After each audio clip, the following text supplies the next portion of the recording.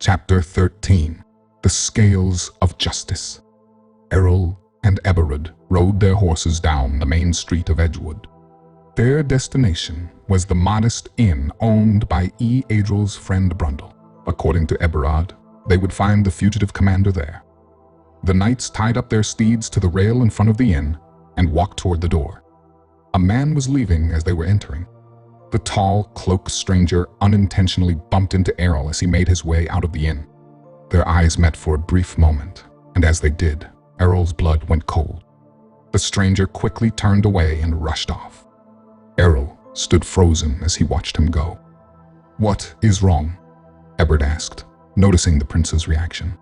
"I cannot believe it," Errol said. "The man that just passed us was Silas," Adriel said as he stood in the doorway. "Adriel," Errol exclaimed.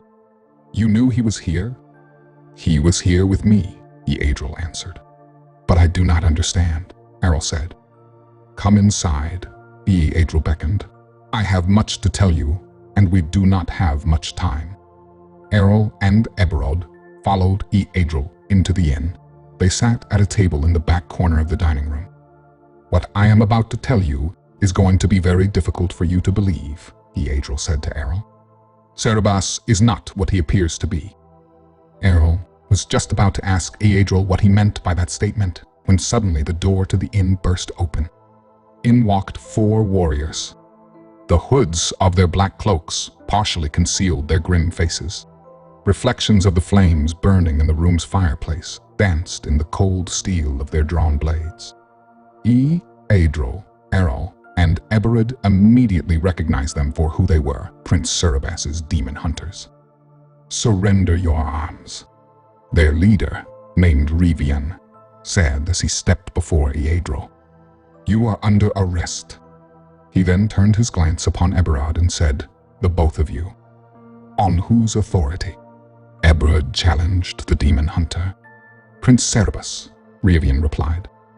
"Cerberus has no such authority," Errol declared, as he stepped between Rivian and Adriel. "I was commissioned by King Ectheon to bring Adriel back to Arjon. I chose Sir Eberhard to accompany me. The king's words to me were that Adriel was to return as a friend, not as a criminal." "And do friends conspire with known enemies of the kingdom?" Rivian asked coldly. Errol cast an uncertain glance at Adriel as he recalled his encounter with Silas only moments earlier. "For your own safety, I ask that you step aside and let us do our duty, my prince," Rivian said to Errol. "Do not listen to him, Errol," Adriel said urgently. "The evil of Diaxes has returned to Teluvia. Cerberus has brought it here. That is enough," Rivian shouted as he shoved Errol aside and came at Adriel with his sword raised. Adriel dodged Rivian's assault and drew his sword. A ferocious melee ensued as the 4 demon hunters battled Adriel and Eberhard. One by one, the emissaries of Prince Cerberus fell beneath the swords of the 2 knights. Errol, shocked and confused by the sudden turn of events, did not take part in the fight. Instead, he withdrew to the far corner of the room and looked on like a person who was unsure if he was dreaming or awake. The skirmish ended with Adriel running his sword through Rivian's chest, and thus, the leader of the demon hunters joined the other 3 corpses that littered the floor of the inn. Adriel wiped the blood from his blade and turned toward Errol. "I know that you are confused," Adriel said, "but you must trust me. Your brother Ectheon's life is in danger. We must return to Arjon before it is too late. Do you trust me?" Errol, though visibly shaken by all that had transpired, nodded in agreement. The knights then walked out of the inn. Outside in the street, 10 riders wearing black cloaks were waiting for them. "Throw down your swords," one of the demon hunters said. Knowing that resistance was now futile, Adriel dropped his weapon. Eberhard did the same. "Remember what I said," Adriel whispered to Errol. "You cannot trust Cerberus." Ectheon stared out the window of his private study. The sky was dark and brooding, just like his mood. His soul was battered by the numerous losses he had suffered, and his mind was tormented by the conspiracy that threatened to destroy all that he had left.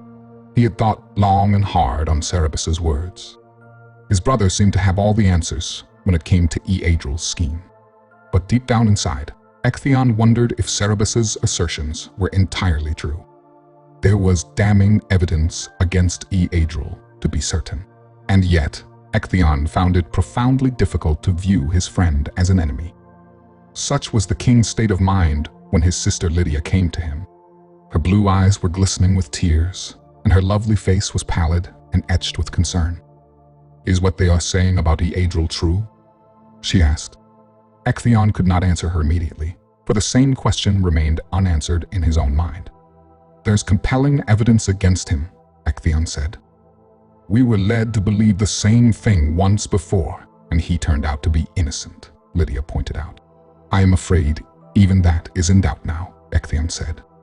"But I understand what you are saying, and I assure you that Eadril will be given every opportunity to prove his innocence." "And what if he is found guilty?" Lydia asked. Ectheon stared out the window again for a moment before turning back to her. "He will be executed," Ectheon said. The trial of Eadril and Eberod was held in private in the throne room. Cerberus and Errol sat at the side of their brother, the king. No one else was in the room. At the appointed hour, the accused were led into the room by 4 of the king's personal guards. The prisoners were not bound in any way, but the guards remained in the room for the king's protection. As Ectheon looked upon the face of his friend, he felt the full weight of the decision that lay before him. Eadril's life hung in the balance. The words that would be spoken in the next moments would determine which way the scales would tip.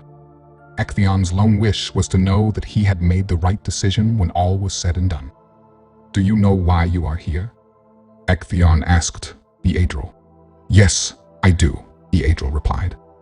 "The question is, do you? Is there a reason you would care to offer other than the charges of which we are all aware?" Ectheon asked. "There is one thing of which I am guilty," Eadril admitted. "I never should have allowed Prince Cerberus to go to Palacaid. My heart told me that it was a mistake to do so, and sadly, it proved to be the case." "He intends to blame this all on Salacia," Cerberus commented to Ectheon. "No, I do not," Eadril said. "She was merely an instrument of the true criminal." "And who is this true criminal?" Ectheon asked. "Dyaxis," Eadril replied. "It would seem rather convenient to place the blame for these most recent crimes on one who is already guilty of so much, would you not say?" Ectheon suggested. "What you call convenience, I call logic," Eadril asserted. "It is merely an extension of his original plot to gain control of this kingdom." "You mentioned that you should not have allowed Cerberus to go to Palacaid," Ectheon said. "What exactly did you mean by that?" "Palacaid was a trap set by Dyaxis," Eadril explained. "As a demon, Dyaxis has dominion over vampires. His plan was to use them to capture Cerberus, to torture him, and to break him." "This is ridiculous," Cerberus shouted as he stood up. Ectheon motioned for Cerberus to be silent. "To break him?" the king asked. "To what end?" "To make it possible for the demon Dyaxis to take possession of Cerberus's body," Eadril explained. "Enough," Cerberus shouted. "He goes too far. Will you suffer him to say such things about me, brother?" Ectheon buried his face in his hands. Errol looked on in shock and disbelief. "Cerberus was captured when he turned back to rescue Salacia," Eadril continued. "He was tortured to the brink of death. In that moment of weakness, he became vulnerable to possession. When a demon of Dyaxis' power takes possession of a body, there can be no going back. Cerberus died in Palacaid. What you see before you now is a demon disguised as your brother." Ectheon rose from his throne and stared at Eadril. The room fell silent. "There are many things you could have said today that would have convinced me of your innocence," Ectheon said. "But this? No, I cannot believe you. I will not believe that my brother is a demon. Cerberus is right. You go too far. To let you live is to condemn Cerberus, and that is something I will not do." You have left me no choice.